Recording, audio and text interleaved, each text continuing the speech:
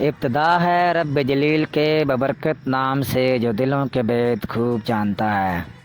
دیکھتی آنکھوں سنتے کانوں آپ کو میرا السلام علیکم۔ دوستو آج ہم اس ویڈیو میں جس ملک کا ذکر کرنے جا رہے ہیں اس کا نام ہے بوسنیا۔ تو دوستو ویڈیو کا باقاعدہ آغاز کرنے سے پہلے تمام نئے آنے والے دوستوں سے گزارش ہے کہ جنہوں نے یوٹیوب پر موجود میرا چینل سبسکرائب نہیں کیا وہ چینل کو سبسکرائب کریں اور واٹس ایپ پر اپنے دوستوں کے ساتھ شیئر بھی ضرور کریں تاکہ ہر نئی آنے والی ویڈیو آپ کو مل سکے۔ بوسنیا جس کا آفیشیل نام بوسنیا ہرزیگوینیا ہے، اور یہ بات بھی دلچسپی سے خالی نہیں، یہ دنیا کے ان 3 ممالک میں سے ایک ہے جس کا نیم کے سینٹر میں اینڈ آتا ہے، جسے انگلش زبان میں ہارڈ لینڈ کہا جاتا ہے۔ اس کے دارالحکومت کا نام سراجیوو ہے۔ یہ ملک کا عظیم ترین شہر بھی ہے۔ اس کی آبادی تقریباً 3,21,845 افراد پر مشتمل ہے۔ بوسنیا پر 5 صدیوں سے زائد ترکوں نے حکومت کی اور آج بھی اس کے کئی شہروں کے نام ترکش زبان میں ہیں۔ سراجیوو 19ویں صدی کا یورپ کا پہلا شہر تھا جہاں الیکٹرک ٹرم چلتی تھی، اور اس کو یہ اعزاز بھی حاصل ہے کہ اس نے ونٹر اولمپکس کی میزبانی کی۔ دوستو بوسنیا کو یورپ کا یروشلم بھی کہا جاتا ہے۔ اس ملک کی کرنسی کنورٹیبل مارکہ ہے جو پاکستانی 166.69 روپے اور انڈیا کے 45.82 روپے بنتی ہے۔ بوسنیا یورپ کے بہت ہی مشہور اور قدیم نشانیاں اپنے اندر سموئے ہوئے ہے۔ یہ وجہ ہے سیاحت کے شوقین حضرات کے لیے یہ ملک کسی نعمت سے کم نہیں، اور اب یہ ٹورزم میں پہلے 3 نمبر میں شمار ہونے لگا ہے۔ بوسنیا میں ہر سال 7 لاکھ سے زائد افراد سفر کرتے ہیں۔ اس کی ملکی سرحدیں اس کے شمال میں 20 کلومیٹر پر آرکٹک سمندر کا ساحل لگتا ہے۔ اس کا 953 کلومیٹر بارڈر شمال جنوب مغرب میں کروشیا کے ساتھ، تو 945 کلومیٹر جنوب مغرب کے ساتھ مونٹینیگرو کے ساتھ، اور 345 کلومیٹر بارڈر مشرق میں سربیا کے ساتھ لگتا ہے۔ موجودہ مقدونیہ، سلووینیا، بوسنیا، کروشیا، کوسوو، سربیا اور مونٹینیگرو وہ ریاستیں ہیں جو یوگوسلاویہ کے ٹوٹنے کے بعد دنیا کے نقشے پر ظاہر ہوئیں۔ بوسنیا کی قومی زبان بوسنین ہے۔ اس کے علاوہ سربین، کروشین بھی آبادی کے لحاظ سے بولی جاتی ہے۔ اس ملک کا نظام حکومت وفاقی پارلیمانی آئینی جمہوریت ہے۔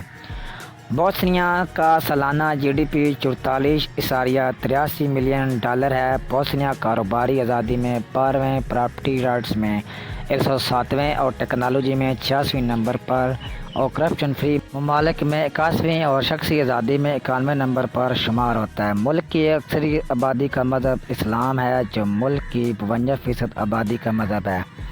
30% آرتھوڈاکس، 15% کیتھولک اور 3% دیگر مذاہب کے ماننے والے لوگ ہیں۔ یہاں بوسنیا کی فی کس آمدنی $15,000 ہے، جو کہ پاکستانی 45,04,938 روپے کے قریب بنتی ہے، اور انڈیا کے صرف 12,38,355 روپے بنتی ہے۔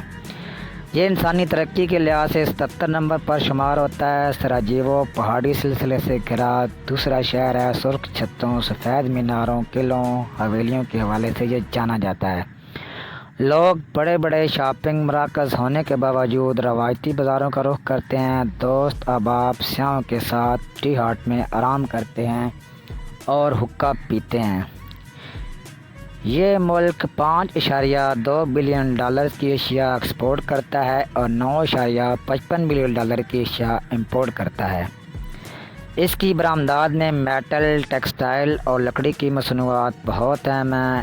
اس ملک کا کل رقبہ 51,197 سیکٹر کلومیٹر ہے، 19,800 مربع میل۔ کل سرحد کی لمبائی 1,543 کلومیٹر ہے، اور رقبے کے لحاظ سے یہ دنیا کا 129واں ملک ہے۔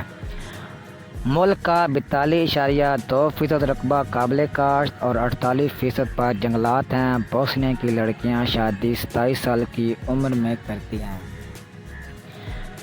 مسلمان شادی کے لیے مساجد میں اور عیسائی چرچ میں جاتے ہیں۔ باقی مذہب کی شادی کی رسومات شادی ہال میں ادا کی جاتی ہیں۔ اس کے فی کلومیٹر پر 75 افراد آباد ہیں۔ یہاں کی اوسط عمر 77.1 سال ہے۔ ملک میں بوسنیا کا سب سے مقبول ترین کھیل فٹ بال ہے۔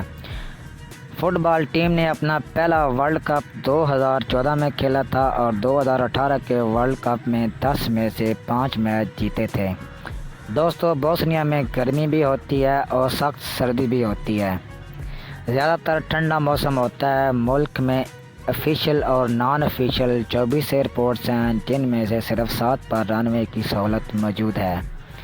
ملک میں 965 کلومیٹر ریلوے لائن موجود ہے۔ ملک میں 2926 کلومیٹر روڈز ہیں۔ یہ ملک اپنے جی ڈی پی کا 9.8% خرچ کرتا ہے۔ لٹریسی ریٹ 98.5% ہے۔ سربیا کے گنڈے جب مسلمان لڑکیوں کی عزت سے کھیلنا چاہتے تھے، بین الاقوامی امن فوج میں شامل پاکستانی نوجوانوں نے نہ صرف ہمیں بچایا بلکہ وہ ہمیں اپنے کیمپوں میں بھی لے گئے۔ انہوں نے ہمیں اپنی بہنوں اور بیٹیوں کی طرح رکھا۔ جب وہ ہمیں کھانا دیتے تھے تو خود نہیں کھاتے تھے، ہمارے پوچھنے پر بتاتے تھے کہ ہمارا روزہ ہے۔ کچھ دنوں بعد ہمیں پتہ چلا کہ وہ ہمیں اپنے راشن سے کھانا دے کر خود باری باری بھوکے رہتے تھے۔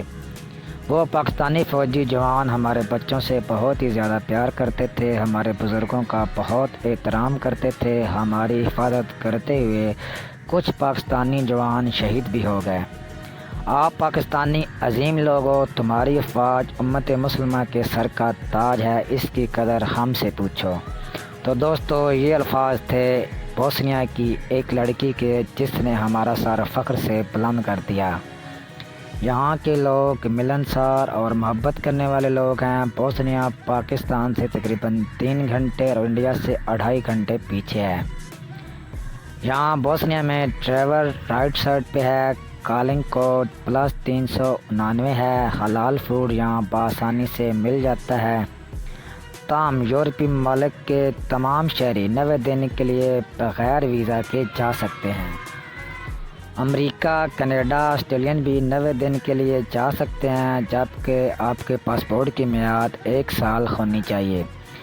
بوسنیا میں دوستو ڈائریکٹ فلائٹس نہیں جاتی، بلکہ آپ کو کروشیا یا سربیا کے ذریعے جانا پڑتا ہے، اور ایشین ملکوں کے سیاح ترکش ایئر لائن یا قطر ایئر لائن کے ذریعے سفر کر سکتے ہیں۔ آپ بذریعہ ٹرین یا بائی بس بھی جا سکتے ہیں۔ سلووینیا، کروشیا، مونٹینیگرو اور سربیا سے بائی بس اور بائی ٹرین بھی جا سکتے ہیں۔ تو دوستو، یہاں کے لوگ بہت ہی حسین، صاف ستھرے اور دلکش ہوتے ہیں۔ یہاں خوبصورت پہاڑ، سبز وادیاں، آبشار اور بہت ہی بیوٹیفل مقامات موجود ہیں۔ پاکستان سے ڈنکی لگا کر جانے والے اکثر پاکستانیوں کی تعداد بھی بوسنیا میں بہت زیادہ ہے۔ جو لوگ ترکی، یونان سے ہو کر بوسنیا پہنچتے ہیں اور وہاں سے پیدل یا بائی روڈ آگے اٹلی کی طرف نکلتے ہیں اور اپنا مستقبل سنوارنے کی کوشش کرتے ہیں، جن میں سے اکثر کامیاب بھی ہو جاتے ہیں اور کچھ اس میں ناکام بھی رہتے ہیں۔ تو دوستو، یہ تھی آج کی ہماری بوسنیا کے بارے میں ویڈیو۔ اگر آپ لوگوں کو پسند آئے تو اسے لائک اور شیئر ضرور کریں۔ آپ کا ایک لائک اور شیئر ہمارے لیے بہت ہی عزت کا باعث بنتا ہے۔ تو دوستو، اپنا بہت ہی خیال رکھیے گا۔ اگلی ویڈیو تک کے لیے ہمیں اجازت دیجیے۔ اللہ حافظ، فی امان اللہ۔